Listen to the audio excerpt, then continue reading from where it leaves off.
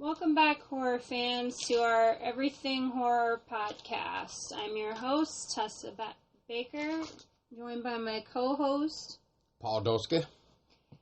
Tonight's topic, we are going to talk about what the fuck happened to horror. Things are going to be a little different tonight. I'm going to do my spiel on what the fuck happened to horror, and then I'm going to pass things off to Paul. And he's going to pretty much examine games. And we're going to fill in the blanks here and there, put in our 2 cents on our topics. So, to kick it off, I saw this, I guess you could call it a meme thing on Facebook the other day. And it showed the comparison between vampires and zombies and werewolves and witches and aliens then to now. I was really freaking beside myself, and I did one of those things where I shook my head because of the fact that vampires back then were a lot more scary than they are now. You go from vampires like Bram Stoker's Dracula with, I'm thinking... and Dusk Till Dawn with Quentin Tarantino to, like, Twilight. Sparkly, pretty boy vampires. I glitter. Fucking... There's nothing scary about the vampires from Twilight. There's nothing, and it just makes you want to blow your brains out.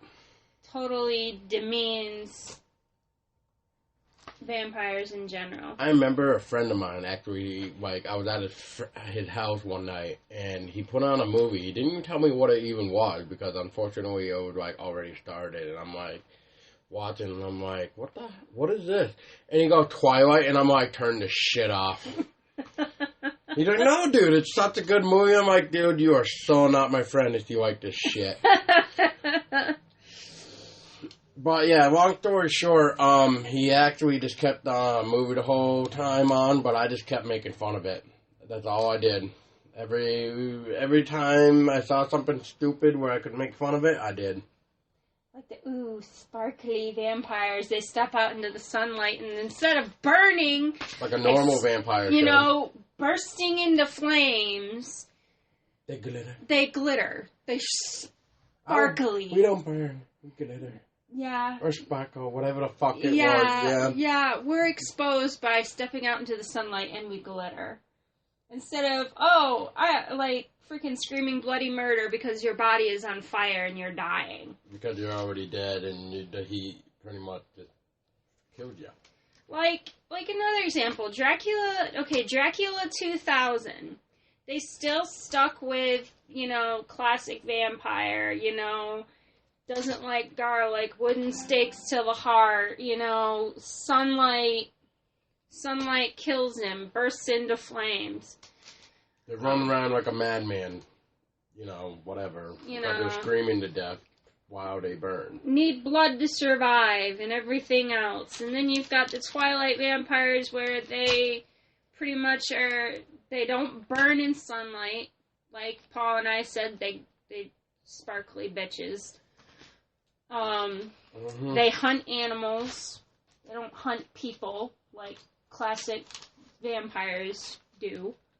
But be careful. Some older classic vampires did hunt for animals as well. Yeah, like Louis in Interview with a Vampire, he did hunt rats because he was more in touch with his humanity than the animal in him.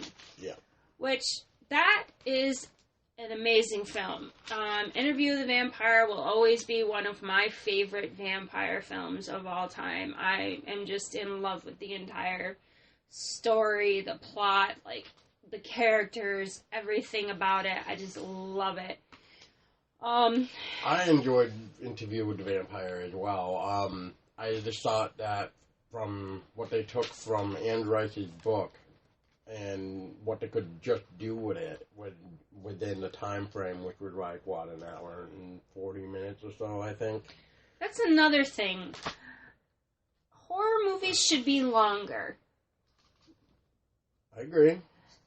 Instead of like an hour and a half, an hour and 40 minutes, dude, 2 hours or more would be so much better. You know, I feel like some horror films Star Wars nowadays can do it, horror can do it. Yeah, exactly. If you can do it with Star Wars, you can do it with a horror film. Like, you would get a lot more,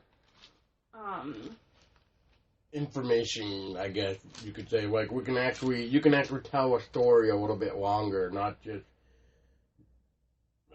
skim through it and have the story be so bad, kind of like Prometheus. I don't know. So let me pick your brain for a minute, babe. When we, watched Prometheus, which is supposedly the origins of Alien, how did you feel the story was? Did you feel it was weak like everybody else did?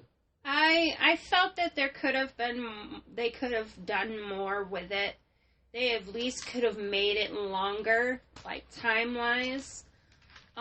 Because as an origin story, you would at least expect there to be more to it. But back to Interview with the Vampire for a minute. But I don't know if any viewers here, I should say listeners listening, have even heard about it. I'm pretty sure I showed you about it, and we kind of talked about it off the podcast. But what were your thoughts on hearing about a remake of Interview with the Vampire? Oh, like so many other films that are classics should be left alone. I feel that Interview with the Vampire in its classic version was perfect. I personally think it shouldn't be remade. I've noticed that with a lot of films nowadays. There's a lot of remakes of classic films, and a lot of classics are better off being left alone, in my honest opinion. I feel that the remakes... I got the perfect example of how a remake kills. 2010's remake of Nightmare on Elm Street. You have Jackie Earle Haley playing as Freddy Krueger. I am sorry, but there is nobody on this planet that can play Freddy Krueger better than Robert Englund. Mm-hmm. There is no one. And that was considered to be one of the, hugest disappointments for horror fans, was that remake of Nightmare on Elm Street. Robert Englund actually even got up during the showing of it, got up and walked out of the theater in the middle of the film, mind you. Didn't even sit to see through the rest of it. He's like, oh, I've seen enough. This is crap. This is bullshit. I'm leaving. Who was the other one that I just showed you that article of that didn't like the film? Heather Langenkamp. She played as Nancy in the original Nightmare on Elm Street. She was very disappointed with the film as well. She also felt that her character in the remake appeared weak. She didn't do the classic role like Nancy justice. She completely trashed it. So that's a good example of how remakes are shit. Like, they take away from the classics. You can't do that to a movie like Nightmare on Elm Street, or Halloween. You got Rob Zombie that did the remakes of Halloween. Just 2 films. Just 2 of them. Yep. But still, you took the classic Michael Myers Halloween films, and Rob Zombie goes in and he remakes 2 of them, and they're shitty. Horrible. And ever since I saw both of those films, I haven't watched a Rob Zombie film. Well, I know a lot of people will probably wonder this, but you said you don't like Rob Zombie films. Like, can you be more specific of what you hated about his films? Like me personally, I hated the fact that Rob Zombie went inside Michael Myers' mind. That was one of the big pet peeves. To me, I just feel like in the original, you don't want to know what's inside his mind. Cause you don't want to know what he's thinking. You don't want to know what he's thinking. You're just like wanted to think of him as that badass guy that just stands there all quiet with a knife. Yeah. Instead of just like, oh yeah, this is what happened. They try to explain the inside of Michael Myers' mind. Which they shouldn't have done. Which they shouldn't do, because a character like Michael Myers shouldn't be explained. Like, his inner workings should not be explained. And that was like the main thing that turned me off in the Rob Zombie movies. Is like Paul said, you shouldn't see the inside of his mind. It should just be a mystery. Yeah, exactly. It should be a mystery. It should be, Like, we, as the viewers watching it, should just be like, what the fuck is wrong with him? Like, we should be able to create our own theory of what's going on within his head. Not get shown, this is what happened. And this is why he's like this. Yeah. And this is why he does what he does. Yeah. No, we as viewers do not want to know that or see that. We want to, be left in the dark in that respect. And just let Michael do what he does best. Kill people. Hi, Merle. Say hi, Merle. Say hi to the listeners. Say hi. Merle. In case you hear meowing in the background, that is mine and Paul's cat, Merlin. He wants to say hi again. He likes to say hi and put in his 2 cents. You probably hear him in our podcast from time to time. Anyways. Almost every episode. Yeah, almost every episode. Anyways. Okay, next. Zombies.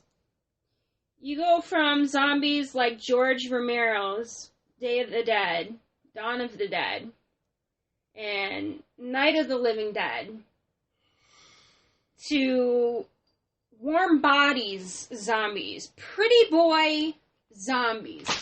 What is going on with horror? I mean, you go from scary ass vampires and scary zombies to fucking sparkly vampire pretty boys and zombie pretty boys. Well, what about, have you seen or heard anything about that? I actually watched Warm Bodies, and I was actually very disappointed. I refused to watch it, but I watched it with a friend. Anyway, right. Anyway, what I wanted to say is I believe it's a Netflix original. Even it's called iZombie. Have you? Yeah, I actually have that on the list too. So have you watched it yet or not? I've watched it. I watched the first maybe 4 or 5 episodes of it. And they took the idea of taking this girl that died and came back a zombie who still somehow manages to retain, humanity. And so she's working full function, she has full function over herself, but she's dead. Yeah. She still has, she's able to retain her humanity to a degree. She only eats brains of people who come through the morgue. And she works in this morgue as one of the morticians. And she only eats brains of people who come through the morgue. She doesn't go out and just eat any old brain.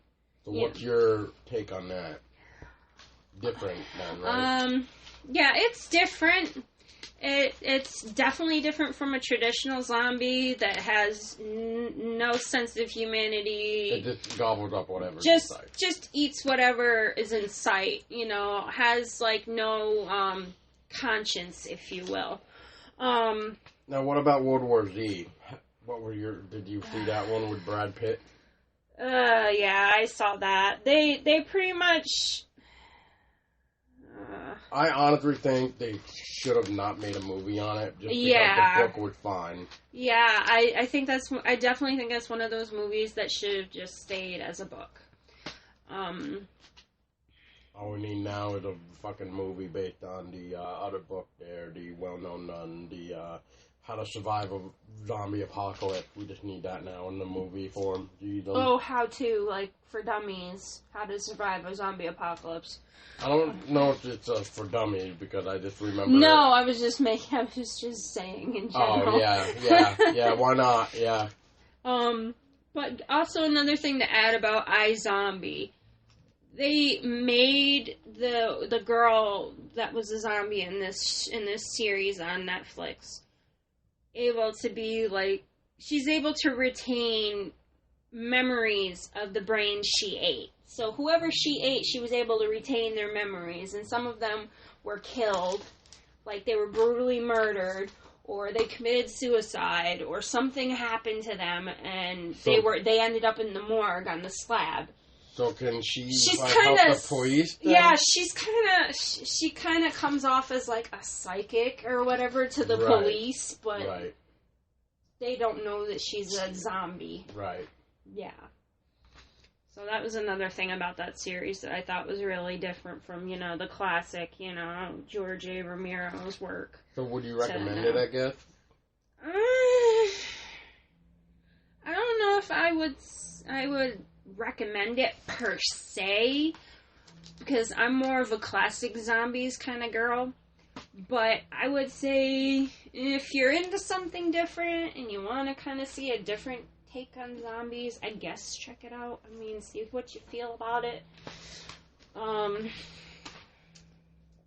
It's kind of like that other Netflix original, I believe, Stranger Things. I keep hearing good things about that one, actually. Yeah, I think we should check that out and actually, like, try to watch that, because I keep seeing stuff about it as well. Yeah, because I keep hearing, like, apparently there's, like, I don't want to say spoof, but, what's that other word I'm trying to think of? Paradox, maybe? Mm-hmm. No, that... Maybe, I think that's what you're going we'll just say paradox for lack of a better word, but, like, I've heard, like, there's, like, a paradox of, like, E.T., apparently there's a paradox of, like, Alien in there. Mm-hmm. So, yeah, I mean, it sounds good.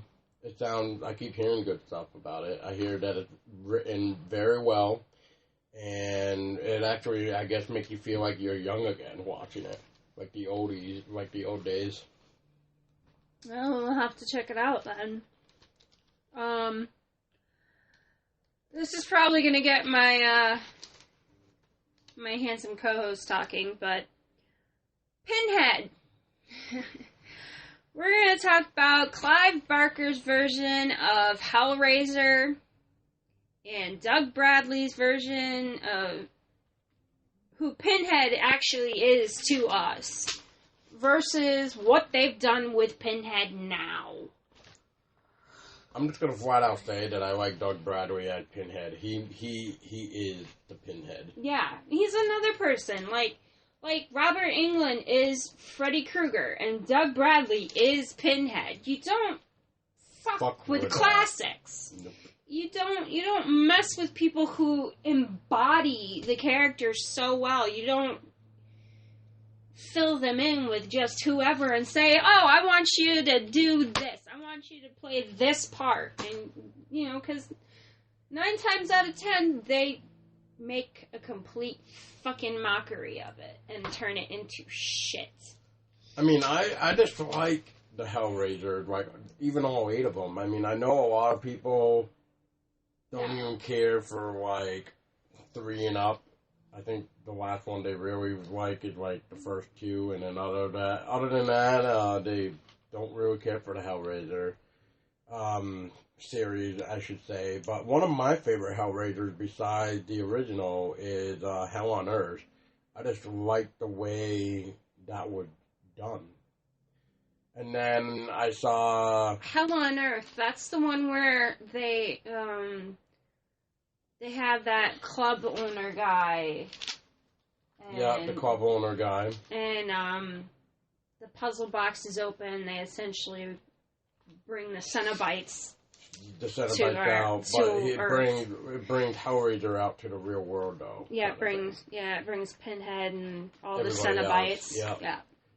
Yeah, I liked that one too. That was a good one. Hellworld, which I believe that's the last one. Hellworld, the internet forum. That was the internet forum. Yeah, that was the one where they used the internet. That was kind of clever.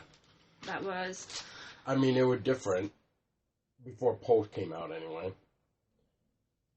I think one of my favorite Hellraiser films is Bloodline, and the reason why I like Bloodline is it shows the origins of the box and the Cenobites and where they came from, and how one of my favorite Cenobites actually came to be, which is Angelique.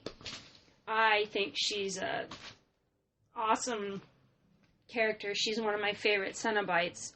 And it's talked about, you know, the toy maker who made the box for, like, this rich, like,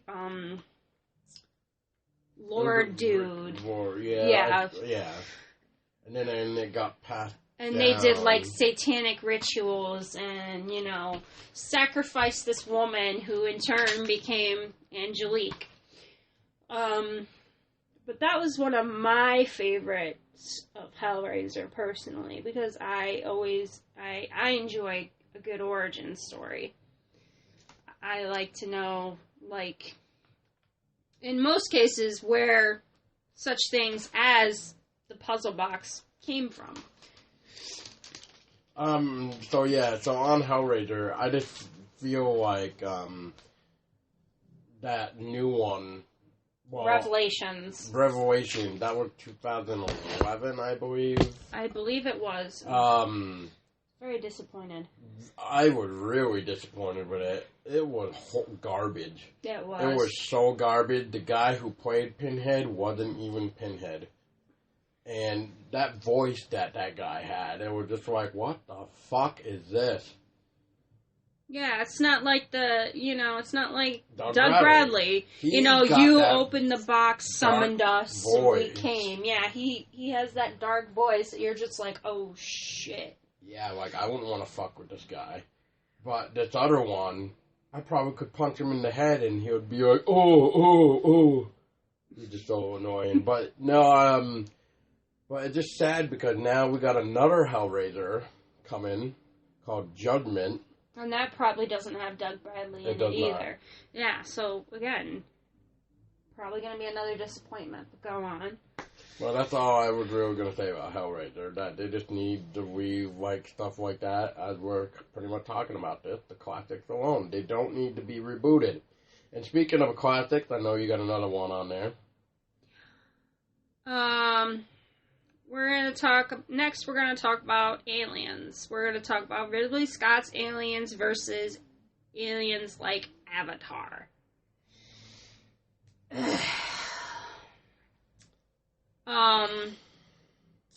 And another Aliens movie that I like is The Thing, the classic version of The Thing. The remake of The Thing wasn't that bad. There were certain elements about it that I liked, but I originally liked the classic. You know, the concept of... It's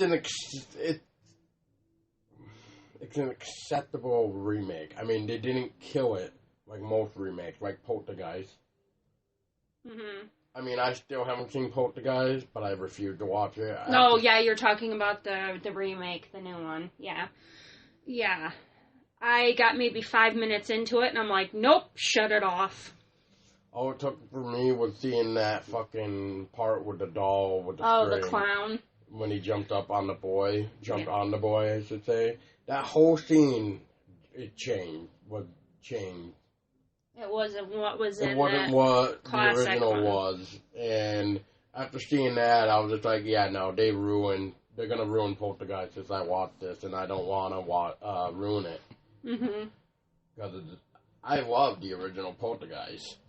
And even though the little girl did die, I think before the third one, I I think she was actually in the second one. I don't remember anymore. Yeah, she was in the second one. Yeah, so then she died before the third one could be made, or something like that. Because the second one is when they were actually in the city, and they were in this big,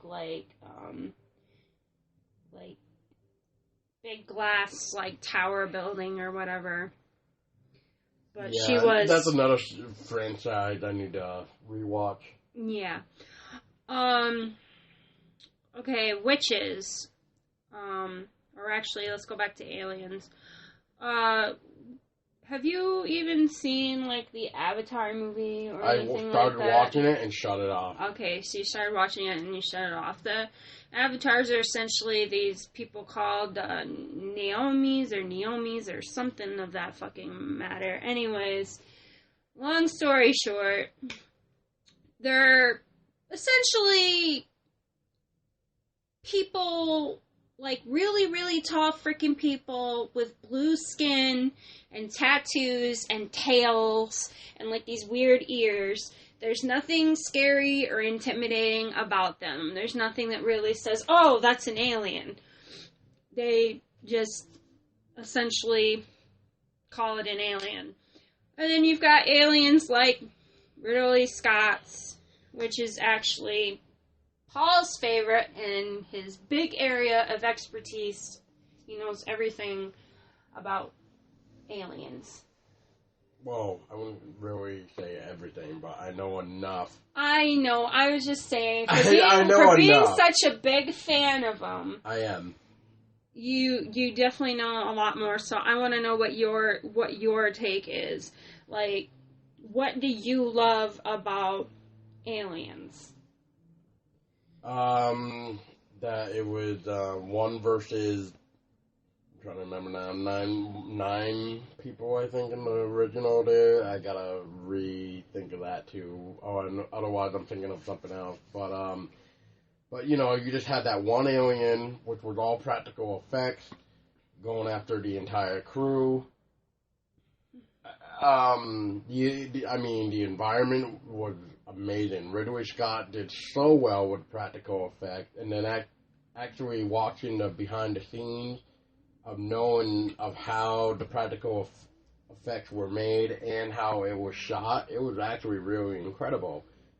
And one of the other things I like about it is that Ridley Scott's Alien, even though I know Ridley Scott directed it, and I'm now having a brain fart on who the first guy's name is, because I know James Cameron did the sequel, but, which is another good aliens film, I should say. But I just like how the characters were real. Especially Sigourney Weaver as Ripley. Yeah, Ripley was definitely one of my favorite characters from the Aliens movie because you could relate in a way. Yeah, you could relate to her in a way. You kind of felt bad for her too, and the cool thing too is back in 1970s and 80s, there was no female main character protagonist.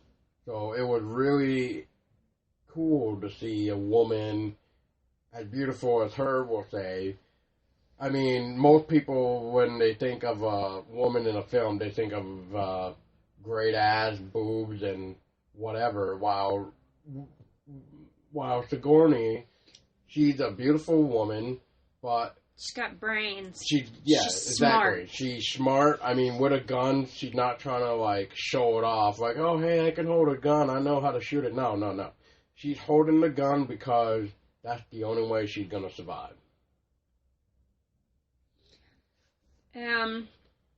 Another thing that I liked about Aliens was the fact that the alien creature itself, it was perfect.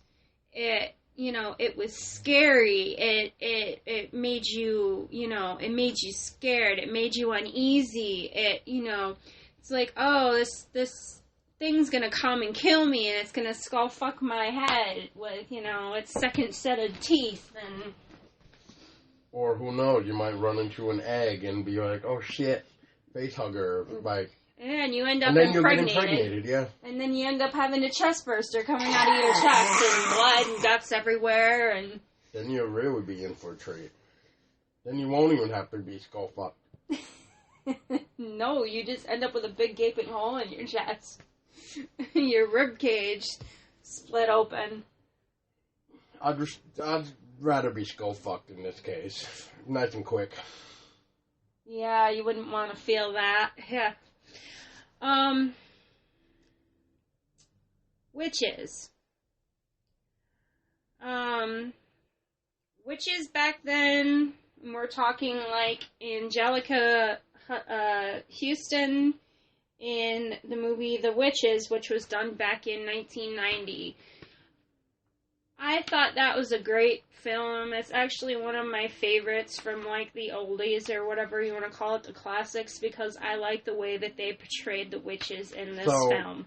For those listening, can you tell the listeners who she is, so that way they can Angelica Houston or however you want to pronounce it. She also played as Morticia in the Addams Family movies, like Addams Family and Addams Family Values. She played as Morticia. Some other films, so you know who I'm talking about. Those are the other films of hers that I love her in. I think that they're great, and I actually own those as well. And once again, she's another beautiful, pretty lady. Yeah, she's another beautiful woman. She's also an Academy Award winner. She's like, she did her role so well in the Witches movie as the Grand High Witch. I thought it was awesome, like the makeup for her, when like the way that they took her from being like this beautiful woman, beautiful sexy woman, and then when you take the rubber mask off, she's like this hideous like witch with like a long pointy nose and like these like violet piercing eyes, and she's got like these claw nails and stuff. She's scary as a witch, Speaking of like claw nails, what do you think of Ripley's clone nails when she came back as a clone in Alien Resurrection? Remember what her nails looked like? Oh, they were kind of similar to the aliens a little bit.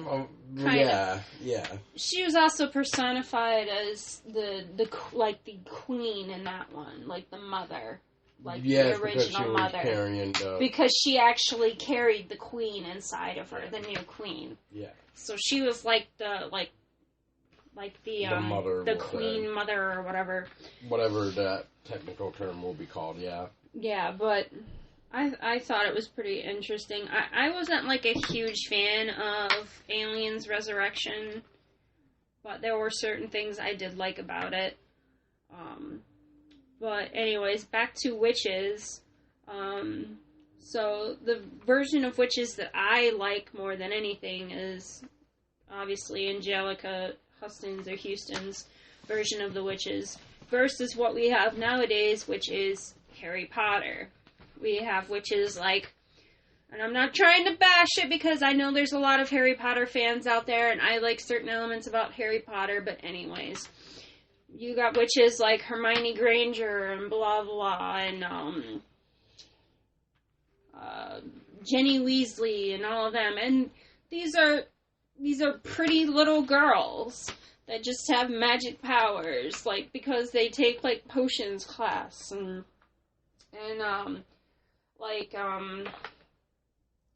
Defense Against the Dark Arts and what have you, but they're these pretty girls. Like, there's, like, it's not like the traditional, take on a witch from, like, the 1990s. But I know that we've, like, evolved in the respect for that, if you will. And speaking of witches, babe, Another film that I want to talk about that Paul actually, I showed you it. showed me it and recommended that, I see it because I've never seen it, is actually, The Witch. I like how they did this movie because it went deep. It dug deeper into like witch, like Salem, but like into witchcraft in general. It dug deep. It like, you know, it like showed you like the inner workings, the darker side of it. It was awarded winner for the best director, Robert Eggers, for the Sundance Film Festival. It was quoted mesmerizing and unsettling, mightily impressive, brimming with beauty and terror. And it was also said that if the devil himself was here, that he would have gone and saw the movie twice. Yeah, so, and this was done in, The Witch was done in 2015. So, you know, there are ways that, like, some directors actually stick with the classic elements of, like, example, what we're talking about, witches. But, the reason why I pulled that out so you could talk about this film too is because this is going to get into the next. I know it's not remake, but you'll kind of see the idea of what I'm trying to go with here. But because since we're talking about what the fuck happened to horror, so when The Witch here by Robert Eggers came out, which is a great soundtrack, by the way. I actually own the soundtrack. It's very amazing, just like the movie was. Fucking loved it. But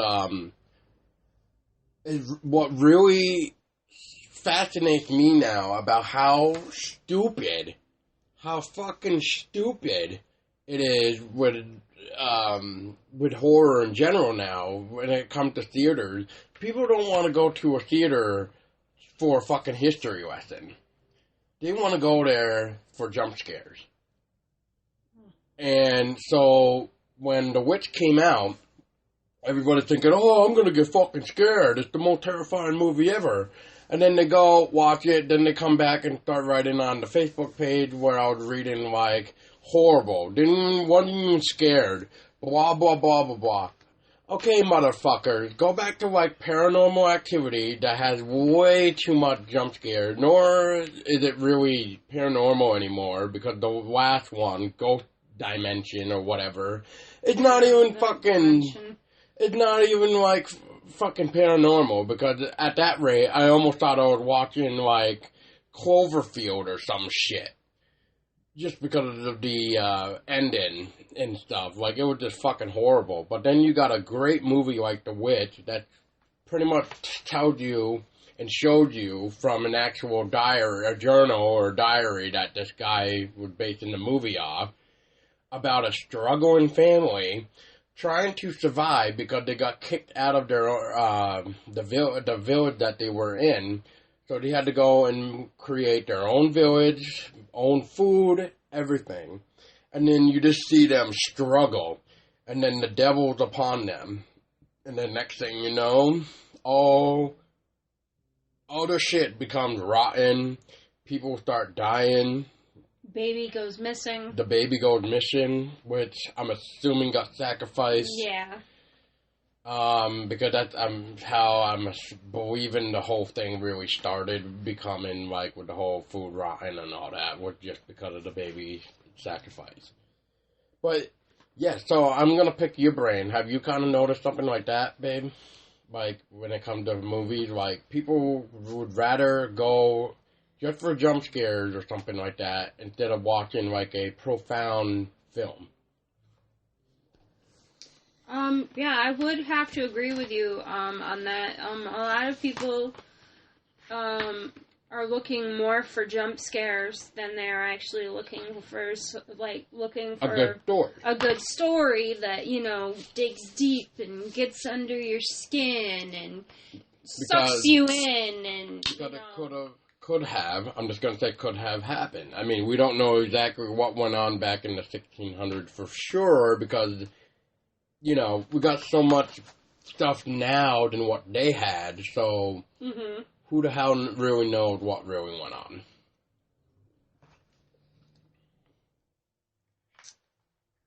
Okay,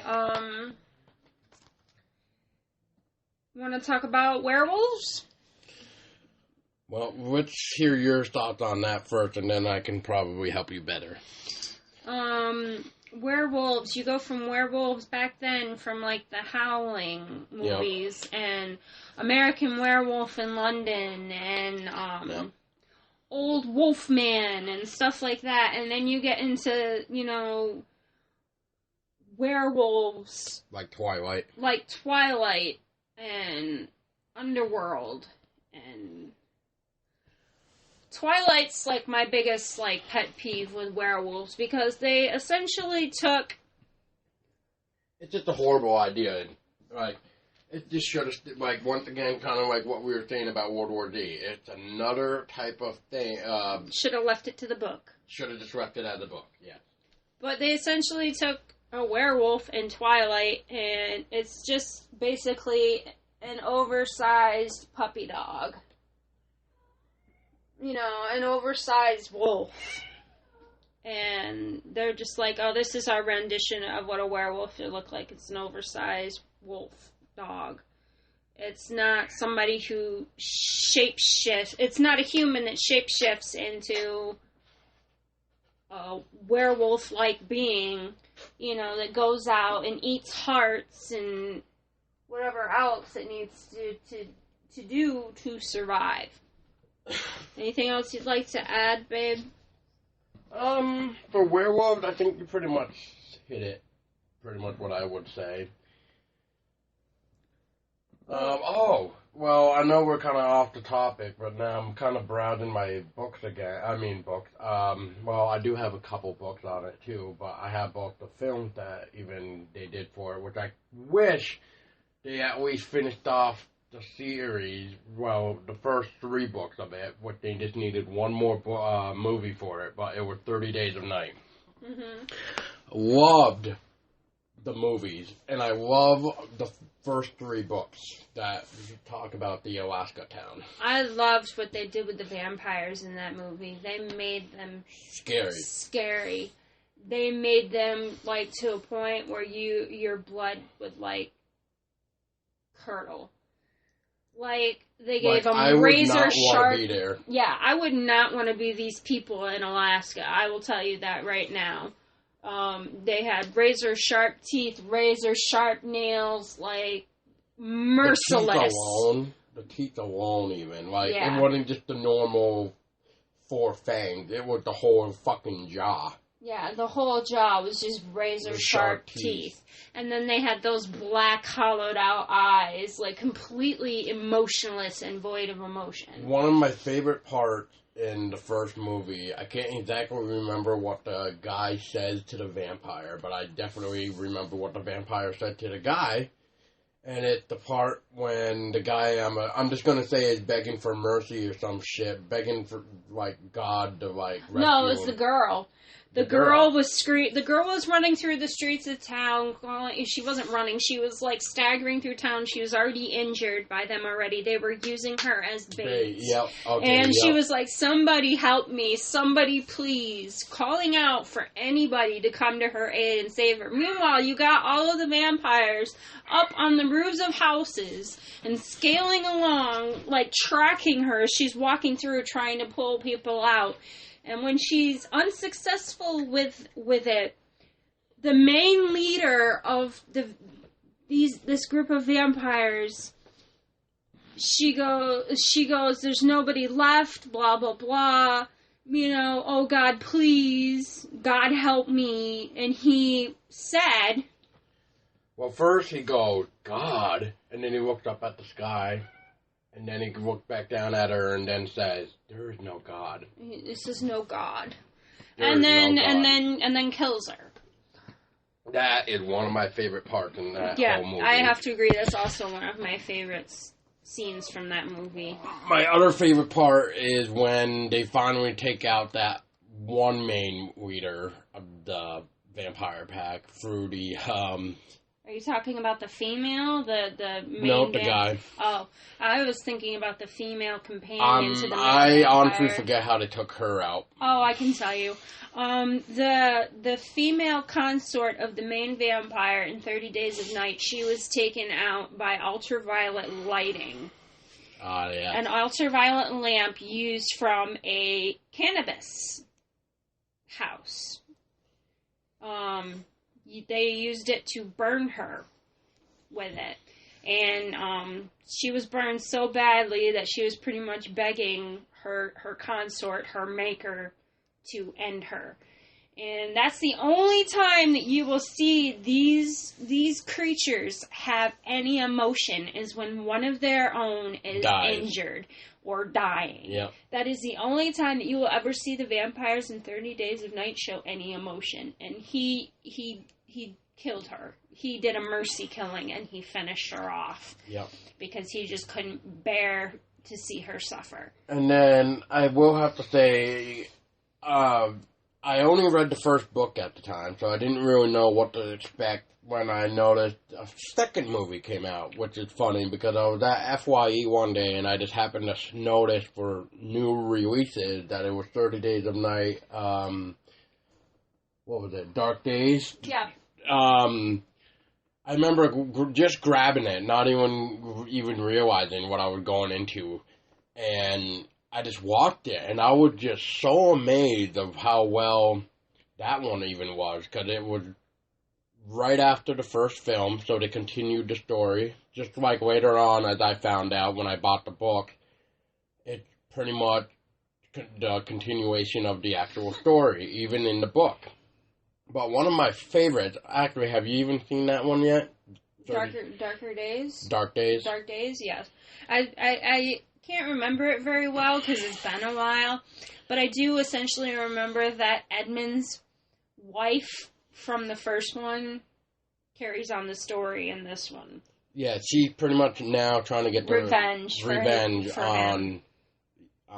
what they did to him. Well, I should say what he did to help save everybody in Alaska. But one of my favorite parts in Dark Days, though, and it's in the book even, but when I first saw this, though, like I said before, even in book form, I was like, holy shit. Like, this, like, she fucking knew what was coming. And that's what I liked about it.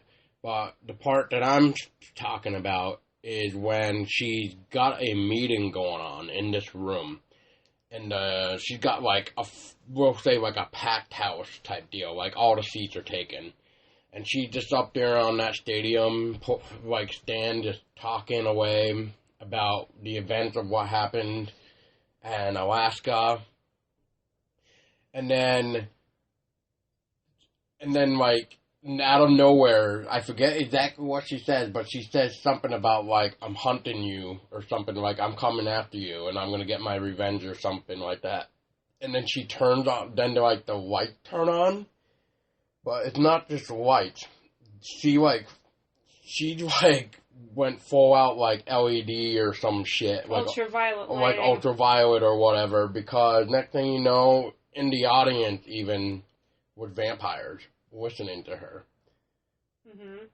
But she killed them because she was one step ahead of the vampires. She was prepared. She was very prepared, and that had to be one of my favorite parts, in book form even too, is that part right there. I just thought it was very well done. I liked how she was one step ahead of the vampires. While we're on the subject of vampires, how about we talk about Let Me In, or Let the Right One In? Okay, so I know it's a French film, if that my mind served me correctly. It's a French film, I think. It's either French or German, so bear with me. been a while for me to even see what the right one in. But I really enjoyed that film. I thought it was very cool to see that struggling dad trying to help her daughter survive without, like, getting caught and stuff. And I mean, he would try to take out certain people too, from what it seemed, and just hang them up and then drain their blood for her daughter to survive. I don't really want to see the remake just because too many remakes have failed my expectations almost, which I'm going to get to another movie in a minute. And I just don't want it to get it ruined for me. I mean, one thing that I did notice is that in the remake, Let Me In, they changed the girl to a boy. But I'll let you take back the mic, because you, I think, said something about me possibly seeing that one. Yeah, but it's a little fuzzy for me because I haven't seen them in a while, but I have seen both films. I remember the one where the girl is a vampire and she befriends this little boy, and eventually, over time, seduces him in a way.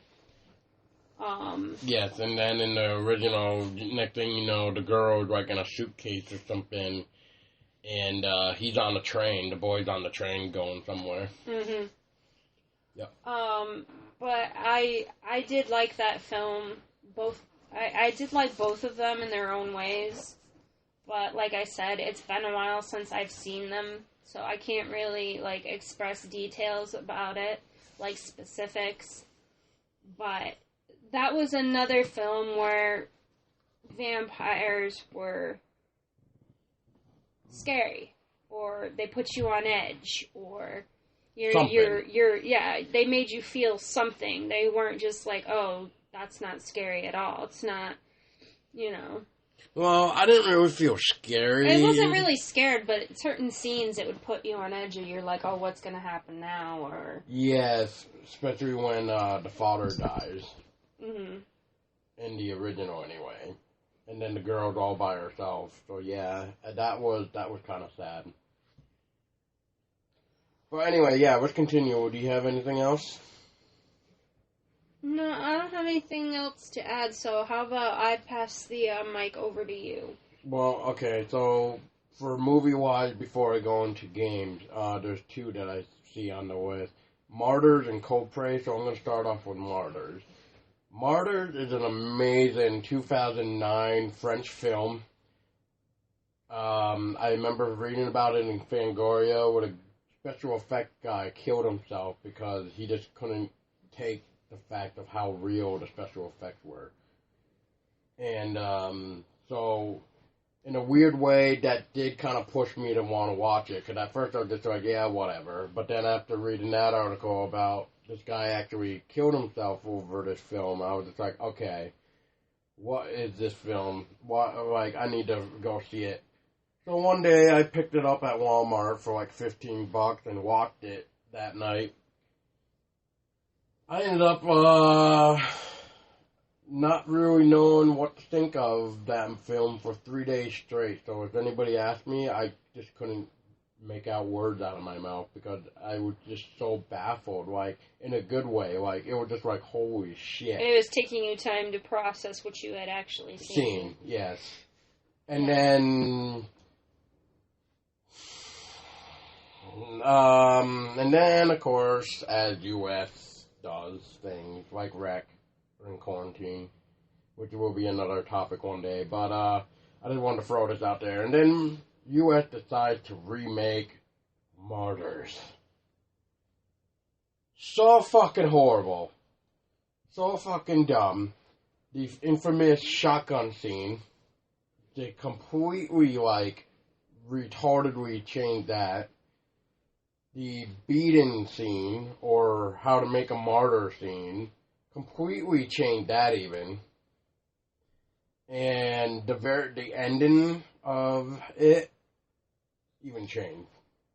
Completely changed everything. So in other words, in your own expressed opinion, stay the fuck away from it. There's certain things that Americans just should not remake that foreign people make as films that do it so much better. Hollywood need to stop fucking her up originals, and they need to start writing originals themselves. Like, they need to start coming up with new ideas and stop remaking over classics and because they think they're gonna make money that way. Which leads me to my other one, Cold Prey. Cold Prey is another 2009 movie, I believe, and I want to say German too. This is, I think, a German film. Very, very good film. And I'm actually kind of confused whether or not if there's 3 films. So I'm just going to say 2 films. So if somebody really knows that answer, please help me out here. Because I've been looking to see if there's a Cold Prey 3. But anyway, I have the first 2 movies, and I love both of them. Just because after the first movie, the second movie takes off right after the fucking first one. And it continued the story. I'll have to watch those. I haven't seen those. Pretty much same concept as, like, I'm trying to figure out, like, Until Dawn at first, like, we'll say, even though it's a little bit different than Until Dawn, but we'll just say out of that, like, you know. It's a reference. Yeah, it's a good reference, because, like, it involved these people who, like, are skiing and some shit, and then, like, one of them gets hurt, so they need to go to a cabin, so they ended up finding this abandoned cabin, and they go in it to, like, you know, get warmed up and shit because it's almost nighttime. But then there's actually something else going on. There's actually a guy in this abandoned cabin who's picking them off one by one.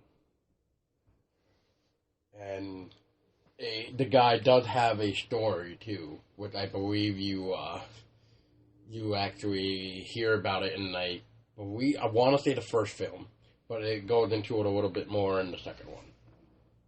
But the reason why I'm talking about Cold Prey is I just recently heard that WWE Studios is going to be remaking that. It's going to be remaking Cold Prey in a U.S. version. Oh, jeez. Yep, so they're going to probably kill that. But back to Martyrs for a minute. When I first heard that U.S. was making a remake on Martyrs, first I said, leave that fucking film alone. And then the worst part was they were actually thinking about, what's that word I want to say? Casting Kristen Stewart. Kristen Stewart? Oh, jeez. Yeah, they wanted to use her. This is the same one that plays as Belle in Twilight. Yeah, they wanted to use her. And I'm just like, oh god, this movie's going to hell already. Well, yeah, I just wanted to throw that in real quick for 2 movies. But back onto the games. So we kind of covered a lot of things from what Tessa was saying about movies. So I'm going to go ahead with games and say this is what I have to say. So with old games like me, when I used to play, like, we'll say like Resident Evil, with Shinji Mikami's Resident Evil, we will say, excuse me. So in that, you would have less bullets, and you'll have a decent amount of health. While now, you get a shit ton of ammo that you don't even know what to do with it. You could poop it out or some shit. They now give you armor and health, so now they give you shield and health. And as for, like, so these next 3 I was thinking of, like, Silent Hill. Fear, story, and puzzles. Fear, stories, and puzzles, to me, is like Silent Hill. Silent Hill is such an amazing game franchise, I just fucking loved it. But to me, fear and story can almost get put into jump scares. They don't even make a good story anymore because all they care about is trying to get you scared with jump scares. And it pisses me off. Like, a good example would be Daylight. Has anybody even heard of that game or even played it? Daylight is fucking stupid. Not even a good story. And that fucking bitch that kept fucking trying to haunt you or whatever, kill you, we'll just say, she got annoying real fucking fast. And there wasn't really enough flares sometimes. But another thing too with puzzles is puzzles now seem to have turned into time trials. So instead of puzzles, now you gotta beat the game or whatever in like a certain amount of time. But babe, have you played anything where you feel like you kind of saw a change like that in games? Like, did you notice anything? Like the older Resident Evil games versus what they're doing with Resident Evil games now, there's a significant difference. Like Paul says, like, you end up with, like in the older Resident Evil games, you had less bullets, and you had to scavenge and try to find bullets, and they were harder to come by. And now you have, like, Resident Evil 7, where you've got, like, ammo, like, all sorts of ammo coming out your ass, and you don't know what to do with it all. You could pretty much piss it away, and you'd still have more. I don't really know if you'd want to mention the new one, because, I mean, that one did an interesting job with ammo, because you gotta craft it. Well, but I'm still saying that it's a lot easier for you to come by it. You mean resources-wise, like yeah, to create resource-wise, it? Okay. Yeah. Yeah, I could see that. Resource-wise, it was easier to come by than, like, the older traditional Resident Evils. Yep, and I know I've said it again, and I'm going to say it again. Let's take a look at Aliens Colonial Marines. That was pretty much just a straight-up shoot-'em-up game. Tons of fucking ammo up the ass, and just tons and tons of aliens to kill with the tons and tons of ammo. But you've always seemed to have enough ammo. But, and then you got Alien Isolation, which is pretty much like what a horror game should be. Less bullets, if not no bullets. Decent amount of health with no shields or armor, and you're gonna fucking die. And the alien is as aggressive as fuck in Alien Isolation. Like, it is unscripted, so it will do whatever the fuck it wants. Yeah, it's ruthless, merciless. It will hunt you, kill you over and over and over in many different ways. Yep. So have fun with that game. Which I actually been seeing a lot of people who actually hated Alien Isolation. There was one person that actually gave it a 1 star because they hated it. They didn't like it, the concept, at all. I don't exactly remember why, because I just kind of avoided that. But it just goes to show, like, how horror had changed. If somebody doesn't have enough ammo to, like, kill something or whatever, then they don't want to fucking play it. But it's the same thing with, like, movies. People, it seems like now, like, this is what I seem to be seeing, but I'll see what you think of this, babe, too, is when it comes to theaters, people want to go to a quote-unquote sci-fi or horror scene if there's guns. Gun blazing. As for games, they want to be scared. They want to be a true survival horror rather than a shoot 'em up game. I don't know if you noticed that at all lately, but like the reason why I say that is because back in 2014, a lot of companies were afraid to make horror games just because of the fact that they don't know what the fans wanted. Which I don't even know what the fuck anybody wants anymore. I would want a decent horror game. I would want a decent survival horror back to its old roots. We want to bring evil back. Just like the evil within. And one other thing I just want to say is back in 2014, they were saying for 2 releases to help the horror genre and to get that boost again, which was Evil Within and Alien Isolation. We were all hoping that those 2 games were going to help the horror genre get the credit that it deserves, and hopefully not have the horror genre sink down so that the point where we probably won't ever see horror games again, kind of thing, because people don't want to make it because they don't want it or something. But the Evil Within and Alien Isolation did do very, very well, that I really hope that in the near future we will see a sequel to them. There are a couple of horror games I'm actually looking forward to when they come out, and I'm just going to give titles, I'm not really going to give details, but one is called Visage, and the other one is called Agony. And Paul actually backed Agony on Kickstarter. And Visage. And Visage as well. So those are ones that we're actually looking forward to see how they turn out, because they look promising. Visage, for anybody that doesn't know, Visage was inspired by PT. I just wanted to throw that out there. Agony, oh boy. That's like your own personal hell. Like, that's just like hell. I mean, the graphic and demons alone in that game, which, by the way, I need to show you that new update email that I got, because they showed us some new awesome stuff. But, yeah, I mean, those graphics alone are just fucking amazing. Like, what was your reaction, babe, when you first saw the Agony trailer?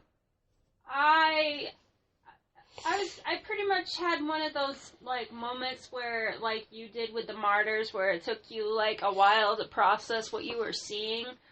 When I saw the trailer for Agony, I was like, holy shit, it's like you're legitly in hell. Like, fire and brimstone and blood and corpses and demons and everything everywhere, and you literally felt like you were staring into the abyss. You were staring into hell. And I was excited by it and disturbed by it at the same time. Yeah, because it had some very interesting creature or demon designs, I should say, which you don't really see in a game nowadays. So, like, it was very cool concept. It's a cool concept. I just really hope it delivers, too. Yeah. Because those graphics just are so stunning. And it, like, I don't even know, like, what exactly it's supposed to be about yet, because it's still in development. Yeah. But they're hoping for a June release.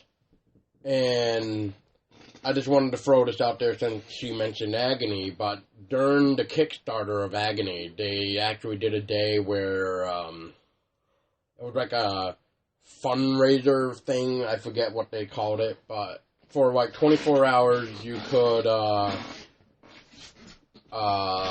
upgrade your perk like $10, and you would be entered into a list so that in the game, you can actually have a dead body, kind of thing. Like, you can, like, examine the dead body and find yourself, quote unquote. So I did that, and I actually got an email from the studio that's working on Agony, and they're just like, okay, so what's your name in the game gonna be when somebody finds your body? So I put it down as my PSN title, so that way it makes it easier for even my friends or even myself to find. So that way, once I see it, I can screenshot it and be like, I found myself, bitches! But for future references, my PSN is Devil's Thunder, so if you happen to play Agony and stumble upon my dead body, then shoot me a screenshot, because I would love to see that you found my dead body. I also have a PSN name, It's RedQueen_85. Yeah, so feel free to bug us. We like to play horror games and co-op and all sorts of stuff. And shooters. And RPGs. Yeah, we're trying to get back into RPG too. We're trying to find people for Warhammer. The end of Vermintide. Yeah, the end of Vermintide. Yeah.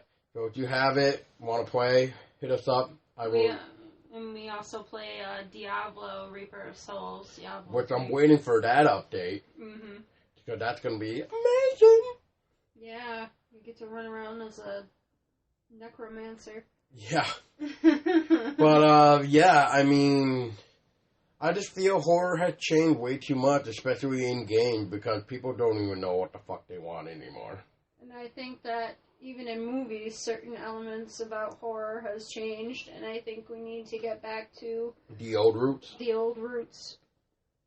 Oh, and speaking of which, since I'm looking at it, Nosferatu. Nosferatu. It's probably one of my favorite black and white silent films. Yes. And the reason why I'm mentioning that again is because I heard, once again, that the director who made The Witch is going to be actually the new director for the remake of Nosferatu. So I'm kind of curious as to what direction that he's going to be. Yeah, that he's going to be showing that, because Nosferatu has a very interesting history with that film, and I just hope one day we can really sit down and talk more about vampire films rather than just what the fuck has happened too. No, yeah, we'll definitely have to do a podcast on just vampires in general. Yeah, we'll have to do a lot. I mean, like a lot of people have said, we have a lot to discuss. We're everything horror, so we got a lot of shit we can talk about, which is awesome. But, is there anything else? Nothing else I can add, that I can think of. Other than that, we got a new Saw movie coming out this year. Holy shit, it's called Saw Legacy. It actually sounds very interesting, by the way, which I'm still kind of wondering how they're going to be able to pull it off. But what's his face? The original Jigsaw guy, Bill Tobin. Anyway, the original Jigsaw, Kramer, I think his name was. Mm-hmm. He's actually going to be making an appearance in the new film of Saw Legacy. Like what? As like a flashback type of thing? I guess so. I'm assuming that's going to... Yeah, he is dead. So I guess it's going to be a flashback. Yeah. So mark your calendars for October 27th for Saw Legacy. And that's pretty much it on my end. And I have nothing else to add. So, to all of our listeners, stay scary.